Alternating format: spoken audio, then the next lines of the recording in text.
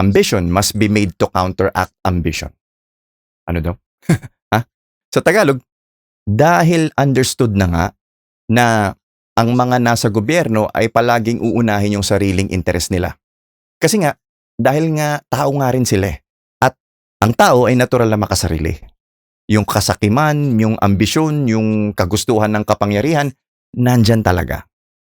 Kaya kailangang ayusin yung sistema para yung bawat parte ng gobyerno ay may kapangyarihan na pigilin at limitahan ang isa't isa. Kaya may sistema ng checks and balances na tinatawag. May pulisan, kumbaga.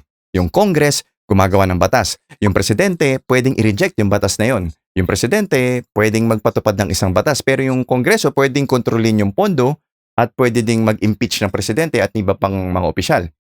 Yung korte, pwedeng sabihin na yung ginagawa ng Kongreso or ng presidente ay unconstitutional or hindi naaayon sa batas. Sabi pa din ni paring James na, if men were angels, no government would be necessary. Diba?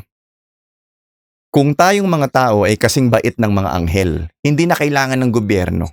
Kasi wala nang sakim, wala nang sobrang makasarili at walang gahaman. Kaso, hindi nga ganun eh. So ito ngayon ang tanong. Kung meron na pala sa batas natin na paraan para mapigilan ang sobrang pagiging makasarili, yung kasakiman, bakit may korupsyon pa din?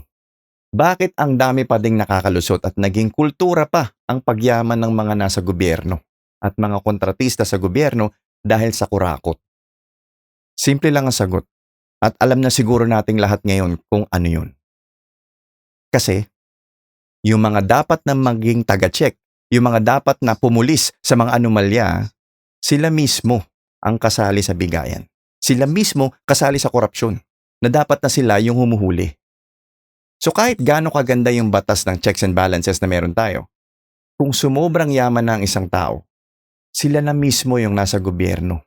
Yung kamag-anak, yung kaibigan, anak, o yung mismong kontratista, sila na mismo yung nakaupo sa gobyerno.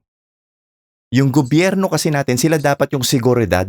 Sila dapat yung pumipigil sa kurakot. Sila dapat yung pulis natin eh. Pero paano kung yung mayamang kontraktor, sila mismo yung gobyerno? Or kakilala nila o yung kaibigan nila yung nasa gobyerno? Paano na? Ayun. Yun nga. Ayan, yan na. Parang hopeless, no? Pero wag tayong mawalan ng pag-asa.